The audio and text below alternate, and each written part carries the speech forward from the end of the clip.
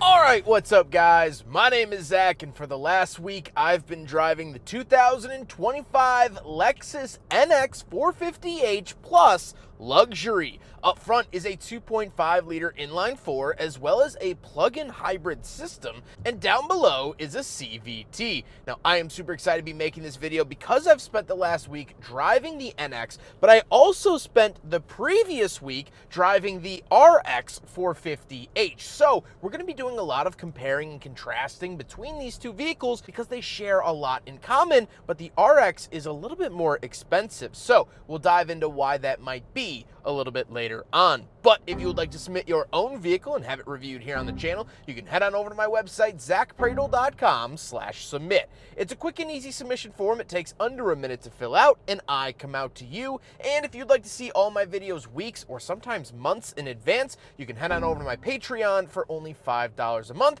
as well as there's exclusive audio content. But let's get back to that 2.5 liter under the hood. Well, like I said, it is the same as the RX 450. The RX 450 is a little bit more expensive and a little bit bigger, but this actually shares the drivetrain with it. So you also get 37 miles of all electric driving with a full charge. So this is a plug-in hybrid vehicle, and on a random charger I found at a random college in Peoria, it said that a full charge would take about 3.5 to 4 hours for that 37 miles, which honestly isn't terrible. If you have a charger at work or already have a charger at home or are looking to install a charger at home, it's going to be very, very helpful. And we'll talk more about the benefits of that later on, but 37 is definitely a healthy number, especially in this segment.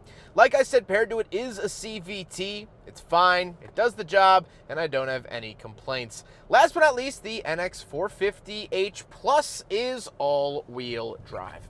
So how does it feel to drive the NX450 Plus? It's nice. The switch over between gas and electric while driving isn't noticeable. When it does kick on, when you're parked, it does get kind of noticeable, but honestly, not terrible. And I really, really like that. Sometimes it's super intrusive, and it's not really here in the NX. The ride quality was great. Sound quality was good too. It's not too loud on the highway, and I've been doing a lot of highway driving with this vehicle. As I mentioned, I took it from Chicago to Peoria. I also took it up to Milwaukee, Wisconsin. So I have put quite a number of miles. I actually have put more than half of the miles on the entire vehicle on it myself, and I've enjoyed my time with it. It's been luxurious and good. With that stuff out of the way, let's talk about the interior. Well, in front of me, I have a digital gauge cluster. Now, this does differ from standard gasoline Lexus products because we also have a battery charge gauge, distance to empty with the EV miles and the gas miles. Overall, I think it's a little bit cluttered, but you can figure out what you need without taking too much time. On the steering wheel, on the left, we have some selectors as well as our volume, and off to the right, we have cruise control with some selectors. I absolutely hate these buttons, and I thought the NX would be spared, but it is not. These buttons require haptic touch, so you have to hover your finger over them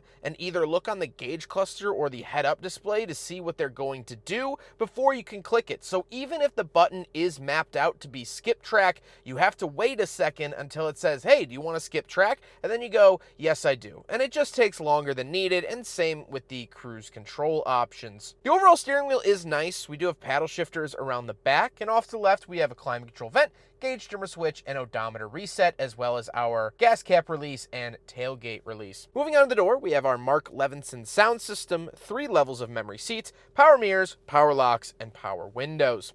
Moving into the center, we get the infotainment display, again shared with the RX, although it feels a little bit smaller in here. And it does have wireless Apple CarPlay and Android Auto. You can also change the ambient lighting in here, the all-wheel drive, the energy flow, things like that. You get a bunch of nice options. However, the climate controls are exclusively ran through here too, which I don't like. I much prefer physical buttons. However, Lexus does keep it up on the screen at all times, so you don't have to hunt and look for it. We do have physical buttons for the volume in the center and dual zone climate we have on dials, and then we do have the parking assist and camera view button. This does have a 360 camera, which is fantastic to see and a really, really nice feature. Down below, we have drive mode select for eco, normal, and sport, and I can tell tell you with certainty that I did not touch this knob the entire week that I had the car. I just didn't need to. It was very efficient without it. Down below, we do have a USB-C as well as USB-A, a wireless charger, and off to the left, we have the shifter. This is the new style shifter that Lexus has been using in pretty much all of their products.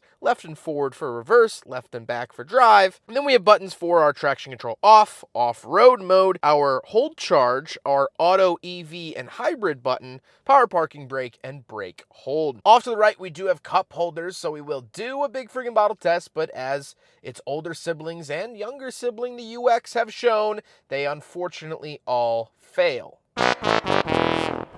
Now, the RX actually will allow for the bottle to fit in the door. However, the NX doesn't have that same cutout. Then we do have a center console and the seats. The seats are heated, ventilated, power, and memory, and they have been very comfortable. On my long drives that I've been doing, yesterday alone, I spent almost 6 hours in the car. It was fine. It did the job. It was comfy, and I don't have any complaints.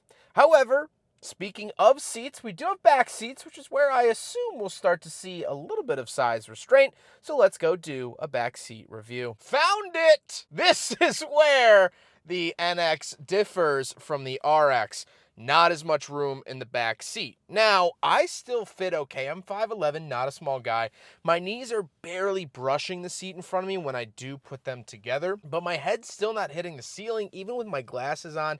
We get to enjoy this nice glass roof. We do have a center console in here, 2 cup holders, 2 climate vents, 12-volt outlet, and 2 USB-Cs, but again, I don't get rear heated seats. So pick your poison, but honestly, unless you're using the back seats all the time, I personally would save the money and buy the NX as opposed to the bigger RX. That's just my personal opinion. The nice leather carries on back here. It's still a luxurious experience, so nothing new there.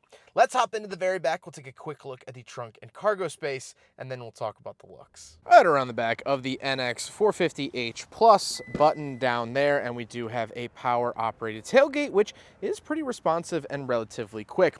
Once we are back here, plenty of things to love as well. However, we do get a 12-volt outlet over here. Very nice to see that. We get the Lexus NX down here, and we can pull this up for a little bit extra storage as well.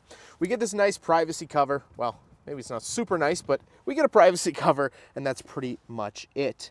What I would have liked to have seen is handles to release the second row of seats, because the only way you could do it is actually by reaching in through there, which is nearly impossible from the back hatch. You got to go around to the side door. The RX actually had pull tabs here to let the second row down, which I would have liked to have seen carried over to the NX. Up here, we do have 2 buttons to just close or close and lock the vehicle, which is very nice to see, and then it's nice, smooth, and quiet right back down. Now we got to talk about the looks, and first of all, this is finished in Nori green, N-O-R-I, and I love the color. It's this foresty, beautiful green that I hope Lexus uses on more of their products. It's a fantastic looking vehicle, and I just enjoy looking at it. It also does look like a smaller RX. I think it's styled really well. I think it's modern, and the rear light bar across the back has really been special. I had to drive through some very dense fog on my way up to Milwaukee, and then I actually passed by another NX that had the light bar in the back, and it was really helpful in the fog to see the car in front of me. So not only does it look good, but it has practical safety features. However, with all of that being said, let's get on to my final thoughts. What do I think driving the Lexus NX450h for the last 7 days? Well, I've really enjoyed it. I enjoy all of Lexus's products. There are some downsides. The buttons on the steering wheel are not very good, and it's sad to see that Lexus is moving towards this more. And I don't like the touchscreen climate controls. Again, I think that's a fix to a problem that didn't really exist. However, it rides very nice. It's very luxurious. I've loved the interior. It's nice and quiet. The sound system is good,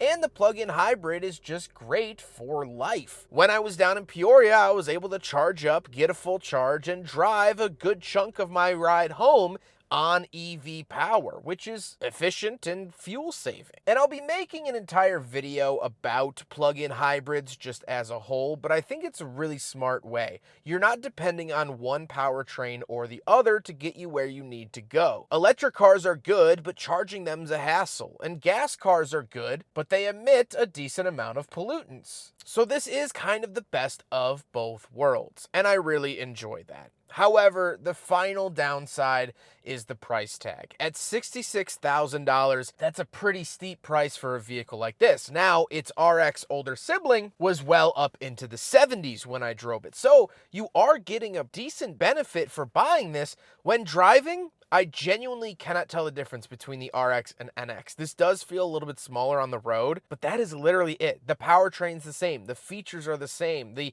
interior quality and attention to detail is the same. For all intents and purposes, from where I'm sitting right now, this might as well be an RX 450, but I didn't pay for an RX 450. That is really, really nice. But 66 is still a lot for a car, and that is one of the downsides of plug-in hybrids because the technology and batteries are expensive. But for someone that is going to drive around town, that does mostly shorter trips, this is going to be wonderful. You could charge it at your house. You'll have 37 free miles every single day. And when you do run out, you don't have to panic. You don't have to run to your nearest Aldi or Walmart or wherever a charger might be. You can just keep driving exactly as you would be. You just start using the gas. And so while it might be a little rich for my blood, this is a fantastic car. And if you're considering a plug-in hybrid, this might be one of the best options. I hope you guys enjoyed the video. Huge thank you to Lexus for letting me borrow their NX450h Plus luxury